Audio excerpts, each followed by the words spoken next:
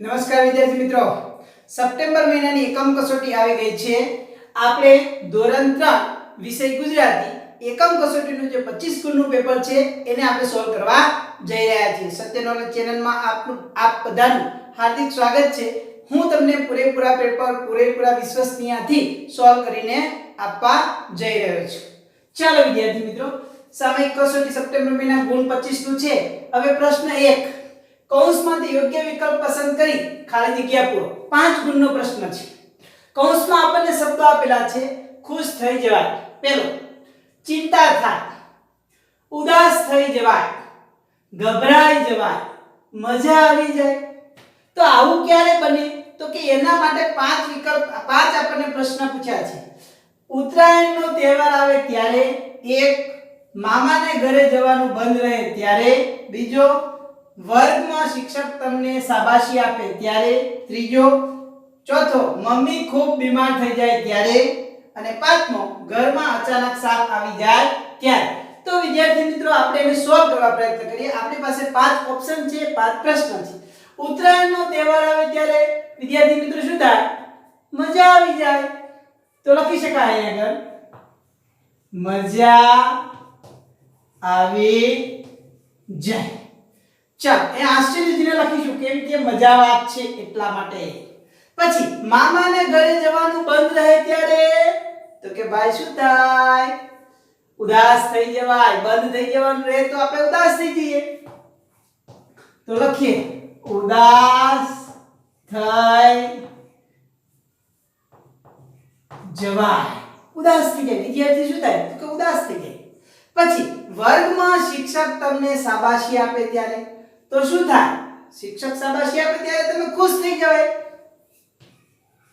લખીએ તો આપણે ખુશ થઈ જવાય. ખુશ થઈ જવાય. પછી મમ્મી ખૂબ બીમાર થઈ જાય ત્યારે, તો એ તો શું થાય? આપણે ગભરાઈ જવાય કે ચિંતા થાય? તો હવે આપણી પાસે એક છે, તો ચિંતા થાય. આપણને ચિંતા થાય કે નહીં? મમ્મી ચિંતા થાય આપણને. ત્યાર પછી ઘરમાં અચાનક સાપ આવી જાય ત્યારે, તો શું થાય? સાપ આવી જાય તો આપણે ગભરાઈ જવાય. જોઈએ વિદ્યાર્થી મિત્રો, થઈ ગયા ને સોલ્વ? મજા આવી જાય, ઉદાસ થઈ જવાય, ખુશ થઈ જવાય, ચિંતા થાય અને ગભરાઈ જાય. આવું ક્યારે થાય? તો આપણે પ્રશ્નના આધારે જવાબ આપી શકીએ છીએ. હવે પ્રશ્ન નંબર 2, યોગ્ય વિકલ્પ પસંદ કરી ફકરો પૂર્ણ કરો. ફકરો લખવાનો છે. આપણને ફકરો આપ્યો છે, તો કે તેને, તેમાં, તેની, તેણે, આપણે. આવા 5 વિકલ્પ આપણને શબ્દ આપેલા છે અને પેરેગ્રાફ આપ્યો છે.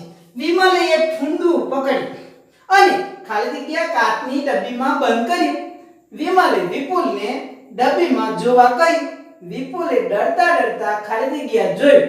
તેની અંદર પતંગિયા જેવડું ફૂંદું દેખાતું હતું. ખાલી જગ્યા પાક પર ઝીણા ઝીણા ટપકા હતા. વિપુલની બીક જતી રહી.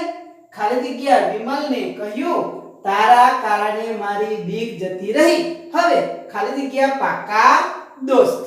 આને આપણે પૂર્ણ કરવાનું છે. તો વિદ્યાર્થી મિત્રો જોઈએ, વિમલે એક ફૂંદું પકડ્યું અને તેણે, ફુદાવર માટે છે એટલે અહીંયા આવશે તેણે. તેને કાચની ડબ્બીમાં બંધ કર્યું. ફુદાને કાચની ડબ્બીમાં બંધ કર્યું, જે પકડેલો હતો તે. વિમલે વિપુલને ડબ્બીમાં જોવા કહ્યું. વિપુલે ડરતા ડરતા તેમાં જોયું. શેમાં જોયું? તો કે ડબ્બીમાં. તેમાં જોયું. તેની અંદર પતંગિયા જેવડું ફૂંદું, તેની અંદર પતંગિયા જેવડું ફૂંદું દેખાતું હતું. ખાલી જગ્યા પાંખ પર ઝીણા ઝીણા ટપકા હતા. કોની પાંખ પર? તો કે તેની પાંખ પર. તેની પાંખ પર ઝીણા ઝીણા ટપકા હતા. વિપુલની બીક જતી રહી. ખાલી જગ્યા વિમલને. કોને? તો કે તેણે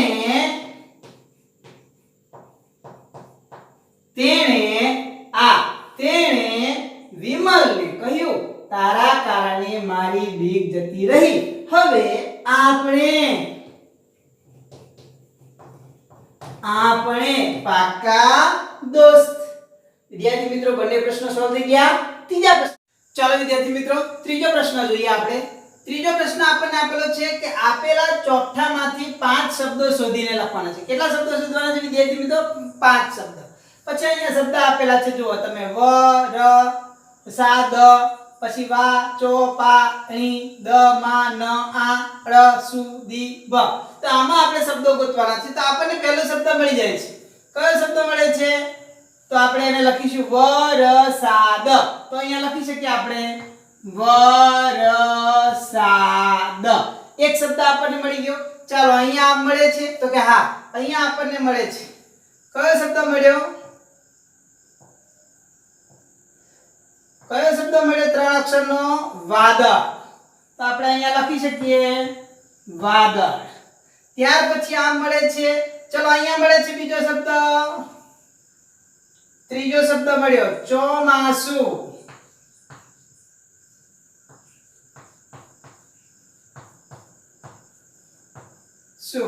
ચલો હવે અહીંયા આપણને એક શબ્દ મળે છે.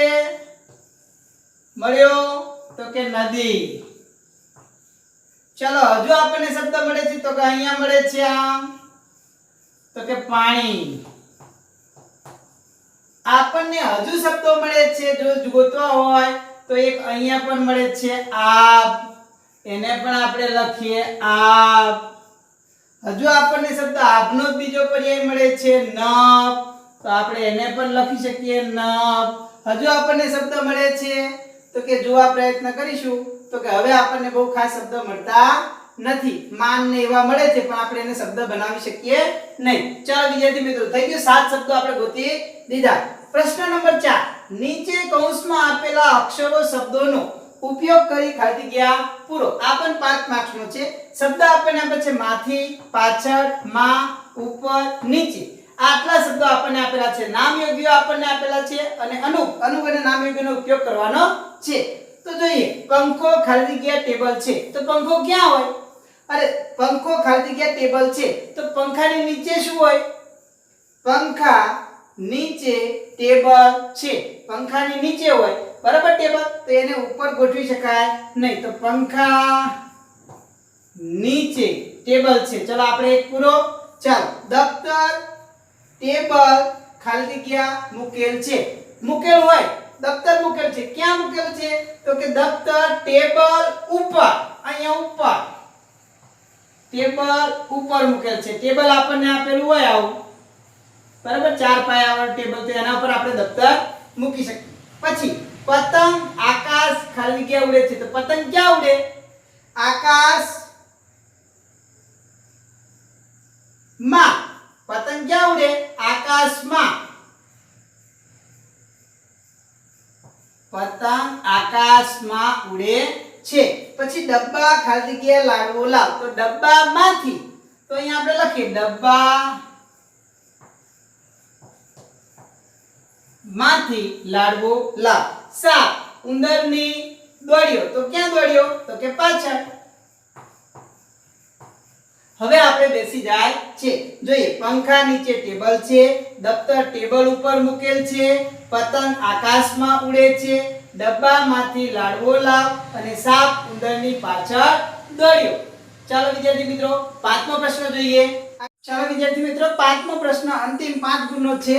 એના વિશે લખ્યું છે પતંગિયા વિશે 5 વાક્યો લખો. પતંગિયા વિશે 5 વાક્યો લખો એટલે પતંગિયા વિશે તો કેટલી માહિતી ભેગી કરી શકાય, પણ મહત્વની વિદ્યાર્થીઓને સમજાય એવી 5 બાબતો મેં અહીંયા રજૂ કરી છે. તો પતંગિયા રંગબેરંગી હોય છે. પેલું વાક્ય લખી શકાય, પતંગિયા રંગબેરંગી હોય છે. પછી પતંગિયાને 4 પાંખો હોય છે. પતંગિયાને પાંખો કેટલી જોવા મળે છે? 4 પાંખો. તમે ચિત્રમાં પણ જોઈ શકો છો. પછી પતંગિયા વિશે બીજી વિશેષ માહિતી જોઈએ આપણે.